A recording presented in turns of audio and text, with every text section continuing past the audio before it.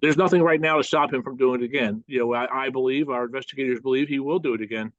2 weeks after investigators released this video of the man they believe murdered Rachel Morin, he still hasn't been identified. Now detectives are crisscrossing the country as they search for a killer, as Rachel Morin's family lays her to rest. The hardest thing is for a mom to have to plan her child's funeral, because it shouldn't be. Thanks for joining us here on Law and Crime. I'm Anjanette Levy. This week, investigators from the Harford County Sheriff's Office are in Chicago and Los Angeles, following leads as they search for Rachel Morin's killer.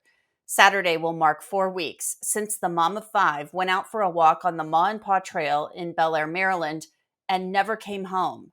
Her body was found the next day, and a homicide investigation began. DNA from the crime scene matched DNA from a case in Los Angeles from last March. In that case, a man assaulted a young girl during a home invasion, and that's how this video came to light. I spoke with Harford County Sheriff Jeff Gaylor about the latest in the investigation and why he believes Morin's killer will kill again if he is not caught. Well, since the release on August 17th, where we released the video footage and stills from that video footage, we've had hundreds of tips come in. I think we're somewhere 500 to 600 tips since the investigation began. So we've had tips come in. Investigators continue to follow up on them. We had investigators in Los Angeles last week working with the detectives there, the FBI, and we had detectives in Chicago today. We have them in Chicago today. I'm not free to say what that was about, but we continue to follow leads wherever we need to go. Our investigators are committed. I'm committed. We'll look under any rock until we find this guy and put him behind bars. So our investigators continue to work all the leads to come in, but we're still asking for the public support to share that video, to check out the picture. Somebody out there will recognize him and knows who he is. And I regret to say, we have no idea where he is. I mean, he could be here in our community. He could have gone back to Los Angeles, or he could be at any other city or community in our country or in the world. I'm appreciative of the coverage that we're receiving because it's getting seen by so many more people. And we just needed to get in front of the right person who says, I know who that is, and then call us and tell us so that we I can. think that's the terrifying thing about this.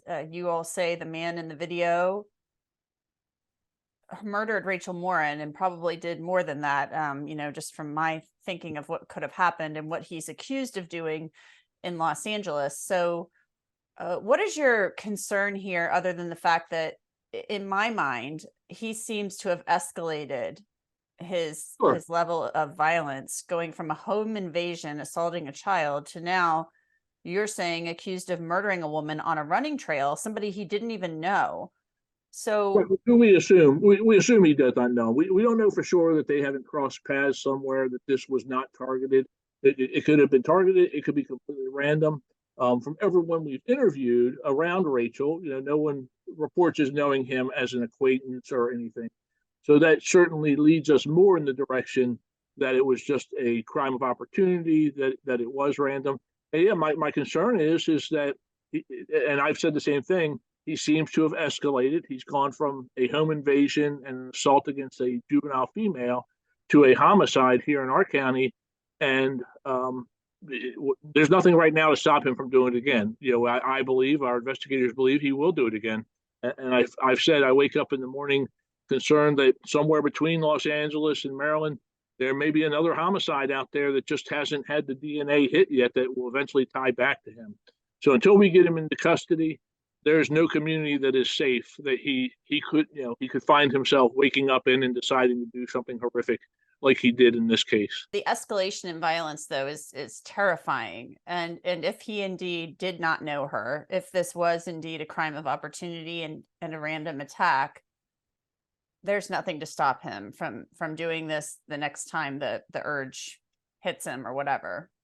Absolutely. As long as he's a free man and not behind bars where he needs to be, there is nothing that prevents him today, tomorrow, from carrying out another attack. He could be out there planning it. I pray that's not the case, but we won't know that until we have him secured in a jail where he needs to be forever, in my opinion. Rachel Morin's case is the only other case where DNA has matched the LA case.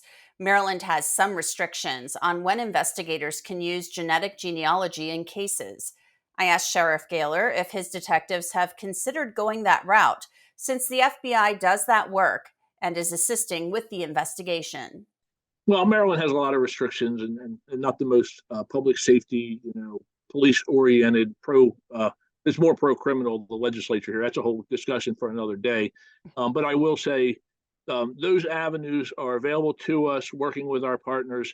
And we haven't released any of the investigative efforts that are moving forward other than to say we're following up.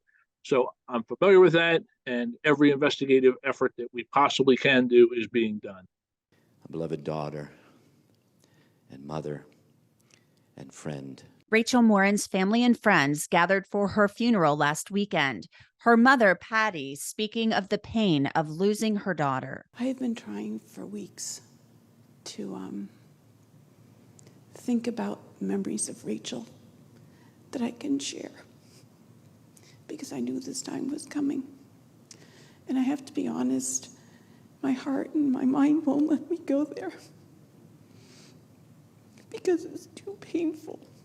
Patty Morin talked about the outpouring of support her family has received following Rachel's murder, including a walk where 2,000 people came out to remember her at the Ma and Pa Trail. We had hundreds of people come up to me and to the other family members and hug them and say, I knew Rachel, or my daughter knew Rachel, or I didn't know Rachel, but I knew who she was. And she always said hi, and she always smiled. And we think those are like little ordinary things, but they actually mean something to people.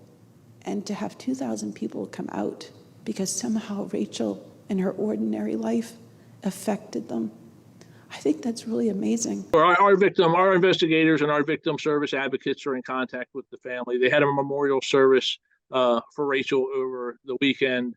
You want to say they're doing well. You can't put the word well with having lost this young woman. The mother of 5, the daughter to a mom and dad. She has a brother and a sister who lost a sibling. So there's I say well with the big asterisk next to it, that there is no doing well, and the only thing that we can offer at this point in time is to find this guy and assure them that someone else isn't going to suffer the same fate that Rachel suffered, and bring this guy to justice for them. Harford County has set up a special email tip address. Anyone with information about Rachel Morin's murder or the man in the video can email rmtips@harfordsheriff.org. You can also call 410-836-7788. For Law and Crime, I'm Anjanette Levy.